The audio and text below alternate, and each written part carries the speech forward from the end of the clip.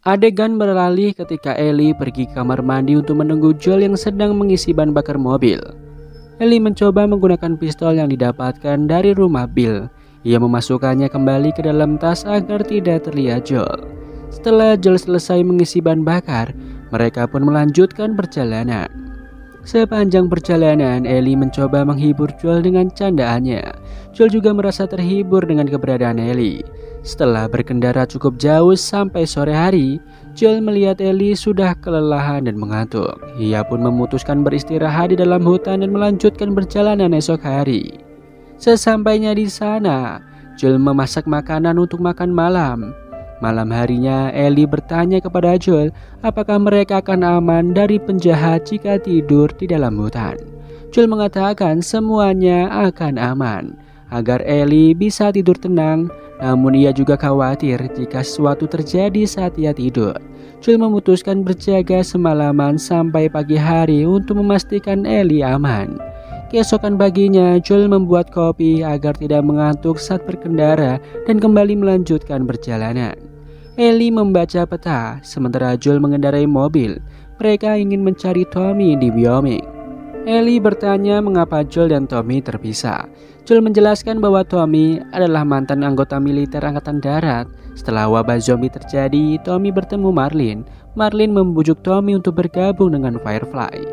Terakhir kali Joel mendengar kabar bahwa Tommy sudah keluar dari Firefly. Oleh karena itu, sekarang Tommy sendirian di luar sana dan Joel berniat untuk menjemputnya.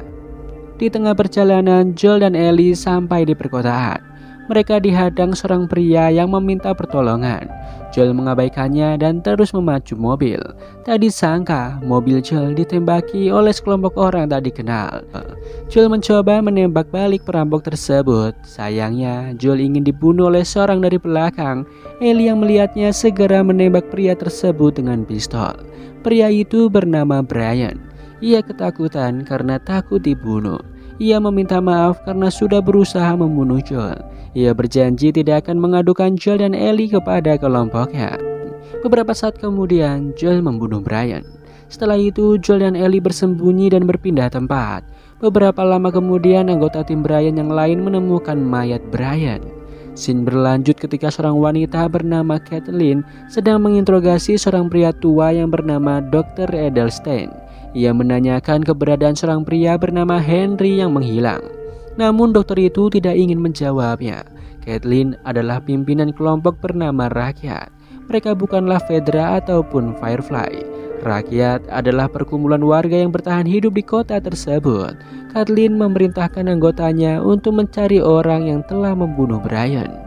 Karena kesal, Kathleen segera membunuh dokter tadi. Joel dan Ellie mengamati pergerakan rakyat dari balik toko. Mereka berencana pergi ke gedung tinggi untuk bersembunyi. Joel mengatakan bahwa Ellie seharusnya tidak perlu menembak Brian karena ia masih anak-anak. Joel tidak ingin Ellie memiliki trauma masa kecil dan merasa bersalah karena sudah membunuh seseorang. Ellie mengatakan bahwa ia hanya ingin menyelamatkan Joel. Akhirnya Joel memutuskan untuk mengajari Ellie cara menggunakan pistol yang benar. Ellie merasa sangat senang karena sudah dipercaya menggunakan senjata. Kemudian mereka melanjutkan perjalanan ke gedung lainnya. Di sisi lain, Kathleen dan anggotanya sedang mencari dua orang bernama Henry dan Sam yang menghilang.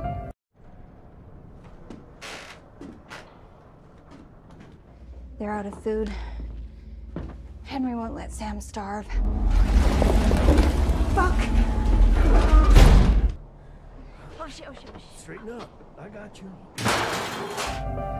Malam harinya, Joel dan Ellie sampai di lantai atas sebuah gedung.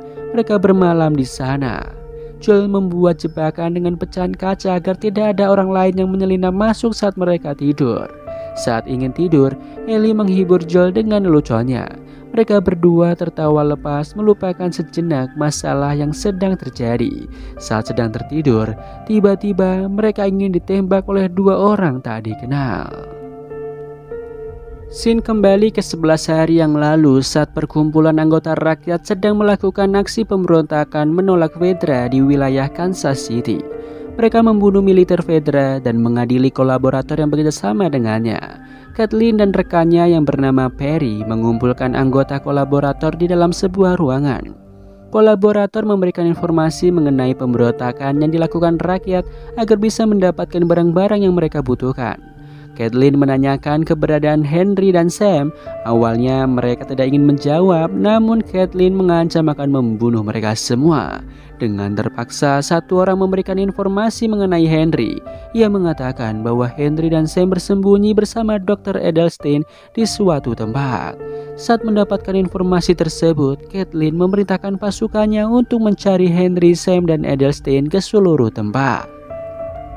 Ia juga memerintahkan agar seluruh kolaborator tadi dibunuh karena mereka adalah pengkhianat.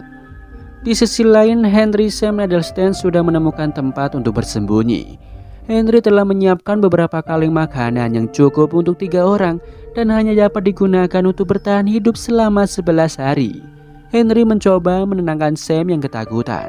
Sam adalah adik Henry. Ia memiliki gangguan pendengaran. Oleh karena itu, Henry dan Sam berkomunikasi melalui bahasa isyarat dan sebuah buku. Sam suka sekali menggambar. 10 hari berlalu, kini hanya tersisa 1 kaleng makanan lagi. Sam lapar dan ingin membukanya. Henry mengatakan harus menunggu sampai Edelstein kembali. Namun sampai malam hari, Edelstein tak kunjung kembali. Keesokan harinya, Henry membangunkan Sam. Ia mengatakan mungkin Edelstein sudah tewas dibunuh oleh Caitlin dan tidak mungkin kembali. Henry mengajak Sam pergi mencari makanan karena stok makanan mereka sudah habis.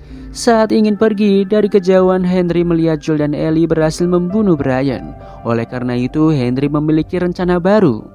Malam hari, Henry dan Sam menyelinap masuk ke persembunyian Joel dan Ellie yang sedang tertidur.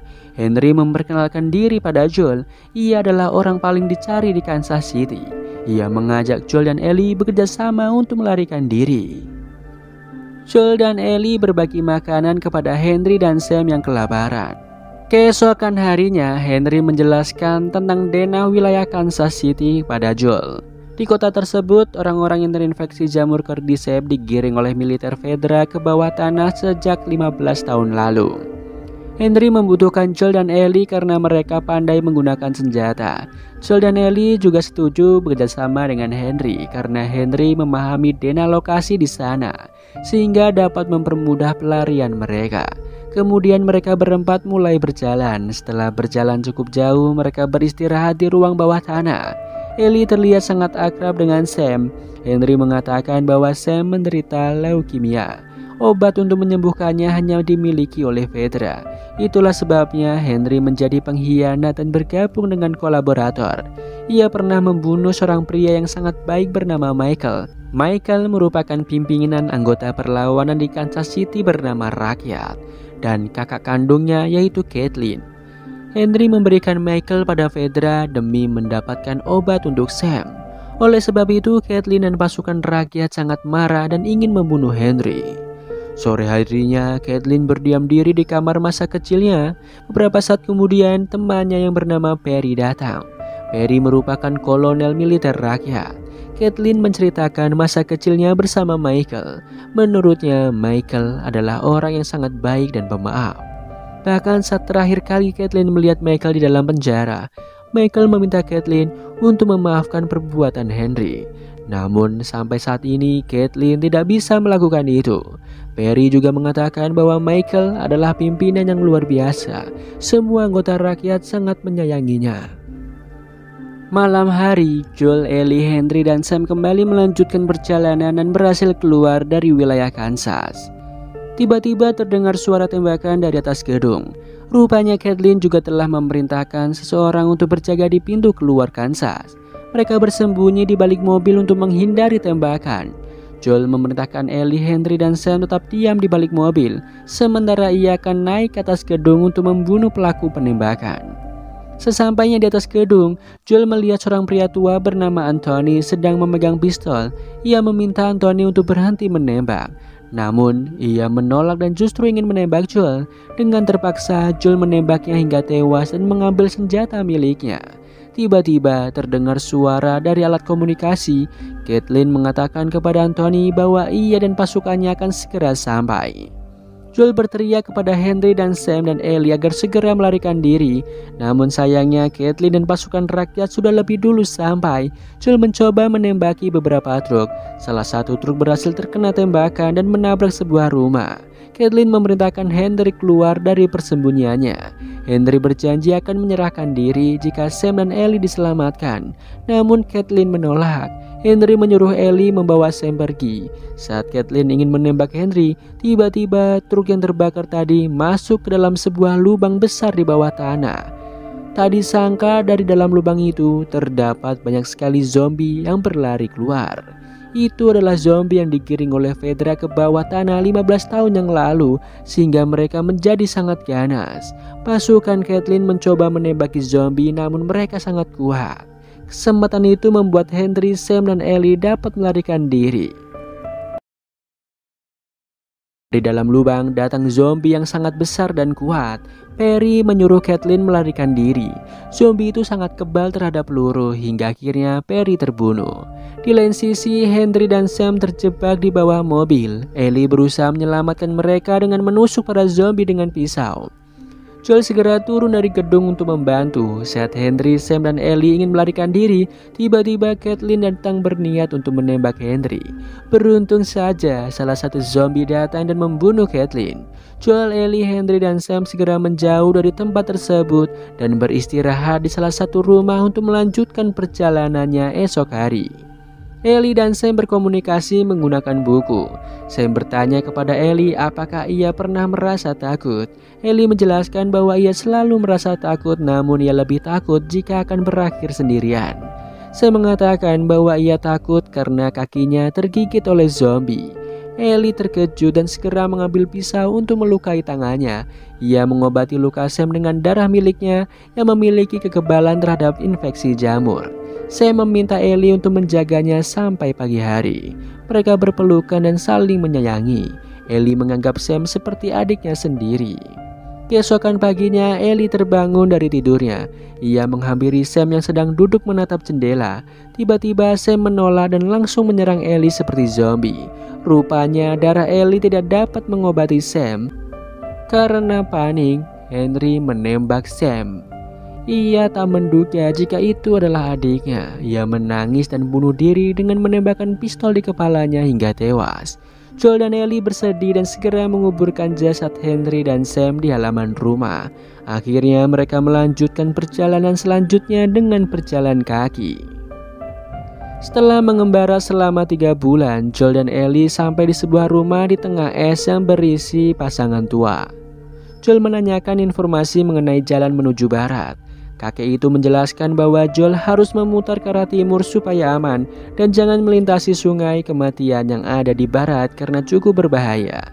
Setelah mendapatkan informasi tersebut, mereka segera melanjutkan perjalanan. Ellie mencuri salah satu kelinci buruan milik kakek yang tergantung di depan pintu. Saat ingin berjalan, tiba-tiba jantung Joel terasa sakit. Ellie khawatir, namun Joel mengatakan bahwa ia baik-baik saja. Mereka memutuskan berjalan melalui sungai kematian di sisi barat agar lebih cepat dan akan menghadapi bahaya apapun yang mungkin terjadi di sana. Setelah berjalan cukup jauh hingga malam hari, mereka bermalam di sekitar bebatuan. Joel memberi isolasi di sepatunya yang sudah mulai rusak akibat perjalanan jauh. Mereka makan malam, membuat api unggun dan saling bertukar cerita. Ellie menanyakan rencana Joel setelah mereka berpisah nanti.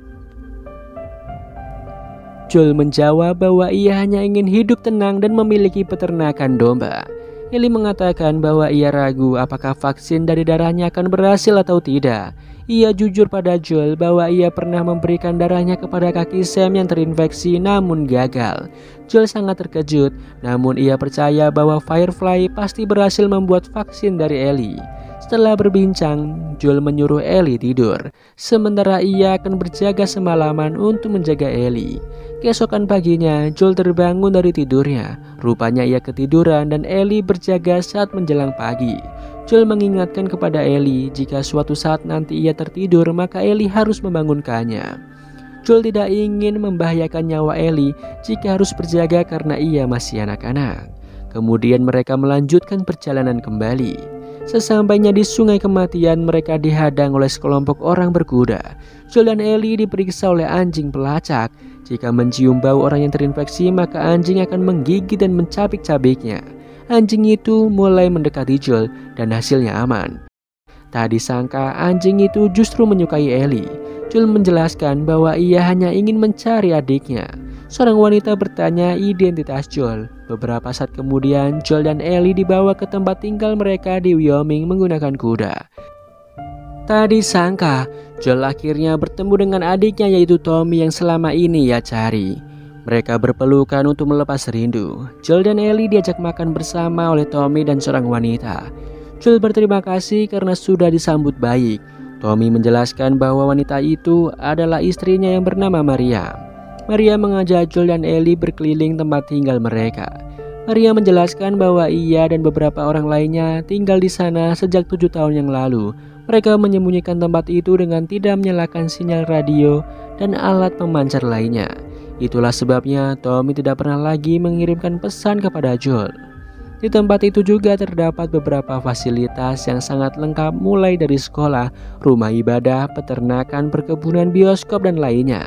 Keadaannya benar-benar sempurna layaknya kota impian. Tommy berterima kasih kepada Joel karena masih peduli padanya. Joel menjelaskan bahwa ia hanya ingin membawa Ellie ke markas Firefly. Tommy menjelaskan untuk sampai di sana sangatlah berbahaya karena banyak orang terinfeksi dan juga perampok. Oleh karena itu, Joel mengajak Tommy untuk membantunya mengantar Ellie ke sana karena Tommy lebih pandai dalam menembak. Namun Tommy menolak karena istrinya sedang hamil dan akan segera melahirkan. Tommy menjelaskan bahwa ia diselamatkan oleh Maria dan timnya saat keluar dari Firefly. Menurutnya, Maria dan timnya adalah orang yang baik dan sangat menjaga tempat tersebut dari dunia luar. Mendengar ucapan Tommy, Joel sangat kecewa. Ia merasa usahanya selama ini untuk mencari Tommy sia-sia. Ia marah dan pergi meninggalkan Tommy. Ia berencana untuk pergi besok pagi. Saat berjalan keluar, Joel kembali merasakan sakit pada jantungnya dan berhalusinasi melihat Sarah, putrinya yang telah tewas. Di sisi lain, Ellie diberikan sebuah kamar yang sangat indah oleh Maria. Maria mempersilahkan Ellie untuk membersihkan diri. Ellie diundang ke rumah Maria dan diberikan sebuah jaket baru. Maria juga memotong rambut Ellie yang berantakan. Ia terlihat sangat menyayangi Ellie. Maria menjelaskan bahwa sebelumnya ia adalah seorang jaksa. Ia dan Tommy pernah kehilangan seorang anak bernama Kevin. Oleh karena itu mereka sangat berhati-hati dalam kelahiran bayinya kali ini. Ia juga menjelaskan bahwa Joel memiliki seorang anak bernama Sarah. Ellie terkejut karena Joel sama sekali tidak pernah menceritakan hal itu kepadanya. Kemudian Maria mengajak Ellie menonton bioskop. Di sana Maria dan Tommy berbincang sebentar. Di sisi lain, Joel sedang berusaha memperbaiki sepatunya yang rusak. Beberapa saat kemudian Tommy datang dan memberikan sepatu baru untuknya. Ia juga meminta maaf kepada Joel atas perkataannya siang tadi. Tommy menjelaskan bahwa markas Firefly terletak di Universitas Colorado yang dapat ditembus selama seminggu dengan berkuda. Ia pernah mengirim beberapa anggotanya ke sana dan semuanya kembali dengan selamat. Akhirnya Joel menjelaskan keunikan tentang Ellie yang kebal terhadap infeksi, sehingga Ellie merupakan orang penting dan sangat dinantikan oleh anggota Firefly. Di sisi lain, Ellie keluar dari bioskop dan mencari Joel. Ia khawatir Joel akan meninggalkannya setelah menemukan Tommy. Joel menjelaskan bahwa Ellie seringkali menyelamatkan nyawanya meskipun usianya baru 14 tahun. Namun beberapa kali Joel merasa takut ketika ingin menyelamatkan Ellie. Misalnya ketika Ellie ingin diserang Sam dan anjing pelacak milik Maria. Jantung Joel juga sering berhenti jika ia merasa takut, mungkin karena usianya sudah tak lagi muda. Ia sering bermimpi mengecewakan Ellie dalam tidurnya.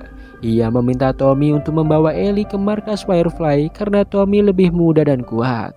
Joel ingin Tommy merahasiakan hal itu kepada siapapun, termasuk Maria. Ia khawatir jika Maria dan timnya mengetahui Ellie terinfeksi, mereka akan menembaknya. Setelah berbicara dengan Tommy, Joel mengunjungi kamar Ellie. Sesampainya di sana, Ellie sedang duduk membaca buku. Tak disangka ia sudah mendengar pembicaraan Joel dan Tommy. Ellie sangat kecewa kepada Joel karena Joel meninggalkannya dan meminta Tommy untuk mengantarkannya ke markas Firefly. Ellie mengatakan bahwa ia tidak memiliki siapapun dan hanya memiliki Joel saat ini. Meskipun Joel bukanlah ayah kandungnya, ia sudah menganggap Joel seperti pelindung, dan Joel mengatakan Ellie akan lebih aman jika bersama Tommy. Namun Ellie justru merasa takut jika pergi bersama Tommy karena ia belum mengenalnya dengan baik. Joel tetap bersikeras untuk menitipkan Ellie kepada Tommy. Setelah itu Joel pergi ke kamarnya untuk beristirahat. Tiba-tiba ia teringat kenangan bersama Sarah. Keesokan paginya, Tommy datang ke kamar Ellie. Ia menepati janjinya kepada Joel untuk mengantarkan Ellie ke markas Firefly. Saat ingin mengambil kuda di kandang, mereka melihat Joel sudah berada di sana. Rupanya Joel berubah pikiran dan memutuskan untuk mengantarkan Ellie sendiri ke markas Firefly. Ellie sangat senang. Tommy mengucapkan salam perpisahan kepadanya. Ia berharap Joel dan Ellie akan kembali dengan selamat dan dapat tinggal bersamanya di Wyoming. Kemudian Joel dan Ellie melanjutkan perjalanan dengan berkuda. Joel juga mengajarkan Ellie cara menembak. Mereka saling berbincang sepanjang perjalanan. Joel sudah menganggap Ellie seperti anaknya sendiri. Setelah berkuda cukup jauh, akhirnya mereka sampai di Universitas Colorado. Mereka masuk, namun gedung itu sudah kosong dan tidak berpenghuni. Mereka hanya melihat beberapa ekor monyet dan peta milik Firefly. Rupanya markas Firefly telah berpindah ke suatu tempat yang memiliki fasilitas lebih baik. Tiba-tiba sekelompok orang bersenjata melintas. Joel dan Ellie segera keluar dari gedung. Saat ingin menaiki kuda, salah satu pria ingin menyerangnya. Dan Joel akhirnya berhasil membunuh pria itu. Namun perut Joel tertusuk tongkat kayu. Di tengah perjalanan, keadaan Joel semakin memburuk dan jatuh dari kuda. Ellie sangat takut kehilangan Joel.